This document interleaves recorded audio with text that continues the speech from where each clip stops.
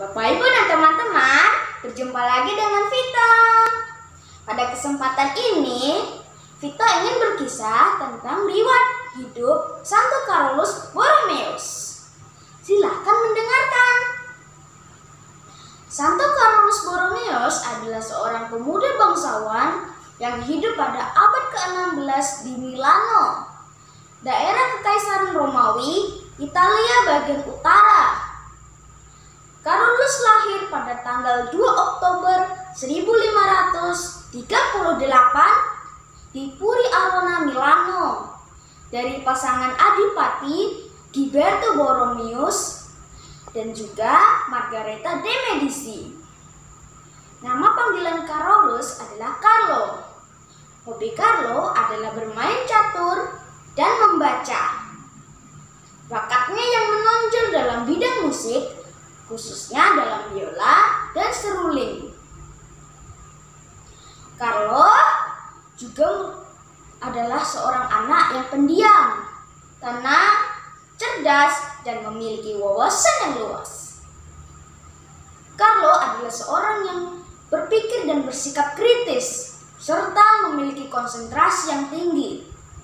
Ia peduli terhadap orang miskin, bahkan ia sangat peduli terhadap kondisi dunia. Pada usianya yang ke-21 tahun, Carlo menerima gelar doktor dalam sarjana hukum sipil dan gereja. Pada usianya ke-22 tahun, Carlo diangkat menjadi sekretaris negara Vatikan, merangkap menjadi pejabat administrasi Keuskupan Milano, bergelar kardinal.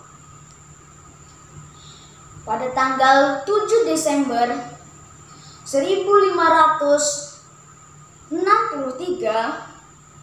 tepatnya pada saat perayaan Hari Santo Ambrosius, di mana Carlo berusia 25 tahun, ia diangkat menjadi uskup agung di Milano, menggantikan pamannya, yakni Paus Pius IV.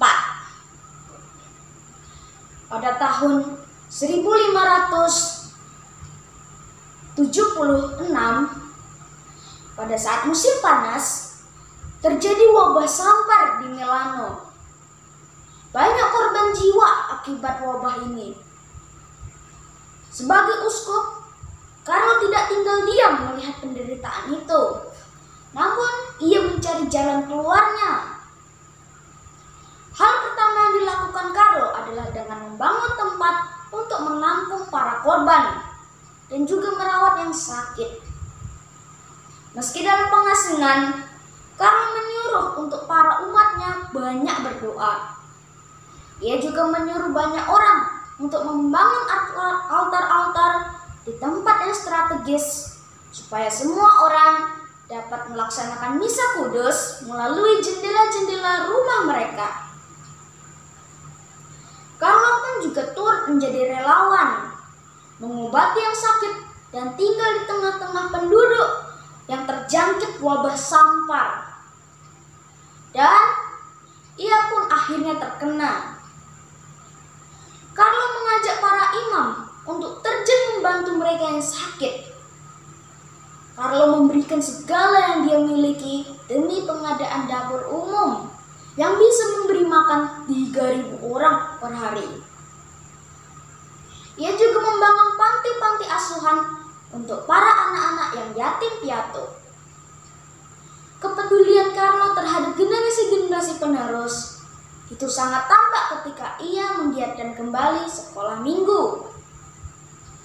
Ia memperkarsai terbitnya pedoman pendidikan dalam keluarga, pendidikan bagi remaja Kristiani, memperjuangkan pendidikan bagi remaja putri, mengutamakan pendidikan bagi orang yang miskin.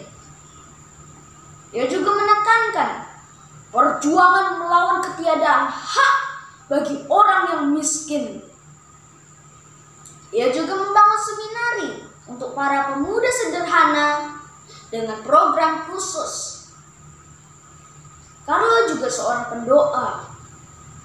Itu tampak ketika ia selalu melewatkan malam-malam yang panjang dengan jam untuk berdoa. Biasanya, ia akan memegang sebuah bola yang terbuat dari besi. Jadi ketika Carlo sempat tertidur dan bola itu jatuh, maka akan berbunyi dan akan membangunkan Carlo untuk melanjutkan doa-doanya.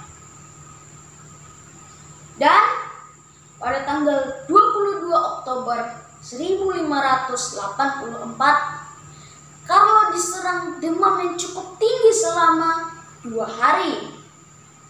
Dengan didampingi para imam agung yang menerima sakramen terakhir.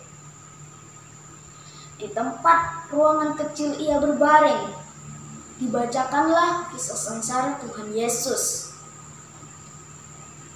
Dan pada pukul 8 malam, tanggal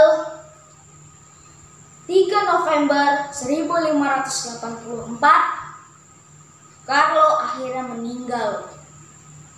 Genap di usianya yang ke-46 tahun. Pada tanggal 1 November 1610, ada upacara resmi pengangkatan Carolus Borromeus sebagai orang suci di gereja Santo Petrus Roma oleh Paus Paulus V. Dalam khotbahnya, Paus Paulus V berkata, "Ia adalah penerus cahaya, cahaya yang tak akan pernah sirna dan akan terus bersinar bagi gereja yang sangat ia cintai." Cinta Carlo telah membawa dia untuk hidup bermati raga, hidup dalam doa, dan berkorban demi keselamatan sesama.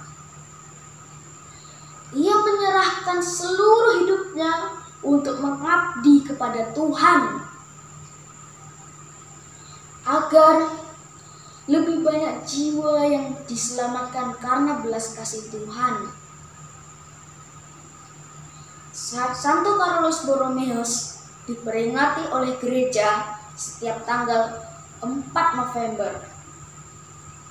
Santo Carolus Borromeus juga merupakan santo pelindung dari kongregasi Suster-Suster Cinta Kasih Santo Carolus Borromeus atau Suster CB yang telah berdiri sejak tanggal 29 April 1827.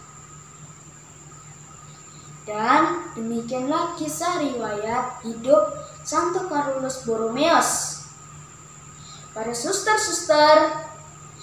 suster-suster yang ada di Indonesia, khususnya yang ada di Bengkulu, kami sekeluarga, Mama, Bapak, dan Avito mengucapkan selamat pesta pelindung Santo Carolus Borromeus.